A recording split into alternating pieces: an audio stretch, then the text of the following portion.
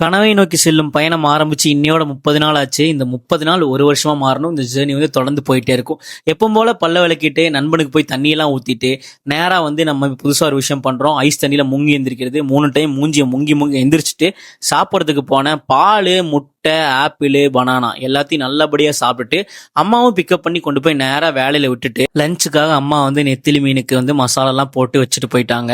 நான் வந்து இதை ஃப்ரை பண்ணா மட்டும் போதும். ஒரு பக்கம் ஃப்ரை பண்றதுக்கு எண்ணெயெல்லாம் வச்சுட்டு மீன்லாம் போட்டுட்டு சாப்பாடையும் ஒரு பக்கம் போட்டுட்டு மீன்லாம் ஃப்ரை ஆனதுக்கப்புறம் எடுத்துட்டு போய் மீன் குழம்போட சேர்த்து நல்லா உட்காந்து சாப்பிட்டுட்டு ஒரு மணி நேரம் வந்து நல்லா தூங்கி எந்திரிச்சேன். 4 மணி போல குளிச்சு ரெடி ஆயிட்டு ஜிம்முக்கு போறதுக்கு முன்னாடி வாழைப்பழம் நட்ஸ் எல்லாம் சாப்பிட்டுட்டு அப்படியே ஜிம்மு கிளம்பிட்டேன். போறதையும் வீடியோ எடுக்கல, ஜிம்மில் போய் ஒர்க் அவுட் பண்ணி முடிச்சதுக்கு அப்புறம் வீடியோ எடுக்கல. ஏன்னா நேற்று நான் கொஞ்சம் அப்செட்டா இருந்தேன். நிறைய கமெண்ட்ஸ் வந்து என்னை வந்து பேடா திட்டுறாங்க. இது வரைக்கும் எனக்கு பேட் கமெண்ட்ஸே வந்ததே கிடையாது. இப்போ ரீசெண்டா நான் கனவை நோக்கி செல்லும் பயணம் ஸ்டார்ட் பண்ணதுல இருந்து ஏன் இப்படி வந்து எனக்கு கமெண்ட் வருது அப்படிங்கிறது என்னால புரிஞ்சுக்க முடியுது. அதாவது வந்து நான் தூங்குறதையும் நான் திங்கிறதையும் நீங்க ஏன் பார்க்கணும் அப்படின்னு நினைக்கிறீங்க போல. ஆக்சுவலா ஒரு விஷயம் இருக்கு.